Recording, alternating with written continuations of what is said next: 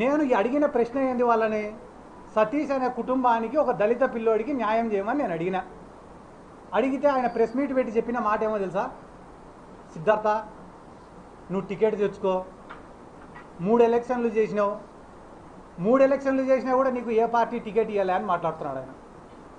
భరత్ గారు మీ వయసు ఎంత సార్? 50 సంవత్సరాలు. మీరు ఎమ్మెల్యే అయింది ఏ వయసులో సార్? 48 సంవత్సరాలకి. మీరు మొట్టమొదటిసారి ఎమ్మెల్యేగా నిలబడింది ఎప్పుడు సార్? 43 సంవత్సరాలకి. నా వయసు ఎంత సార్? 33 సంవత్సరాలు. నీ వయసు వచ్చినప్పటికీ కూడా నాకు టికెట్ రాకుంటే అప్పుడు అడుగు.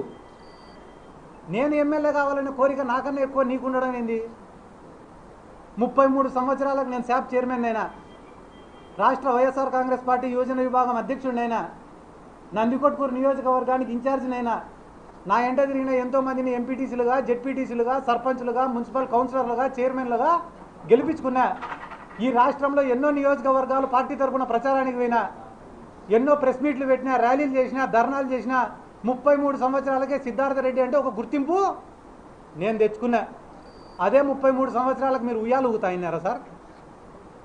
నేను అడిగే ప్రశ్న ఏంది, సతీష్ అనే కుటుంబానికి న్యాయం చేయండి సార్ అని నేను అడుగుతుంటే, సిద్ధార్థ టికెట్ తెచ్చుకో, నిలబడు, ఇదే నువ్వు మాట్లాడే మాట. అది అయిపోయిన తర్వాత ఏం చెప్తున్నారు సార్ మీరు? సిద్ధార్థ ఫాల్స్ అలిగేషన్స్ చేయొద్దు అని మాట్లాడుతున్నారు మీరు ఏ ఫార్మా కంపెనీ కాడ డబ్బులు తెచ్చుకున్నారనేది నేను చెప్పేదానికి సిద్ధంగా ఉండా. కానీ గవర్నమెంట్లో ఉండేది మీరు. నేను ఫార్మా కంపెనీ పేరు చెప్తే ఏం చేస్తారు మీరు? వెంటనే రేపు పొద్దున్నే ఆ ఫార్మా కంపెనీ వాడిని మీ మీడియా ముందర కూర్చోబెట్టి మేము టీజీ భరత్కు ₹1 కూడా ఇవ్వలేదని చెప్పిస్తారు.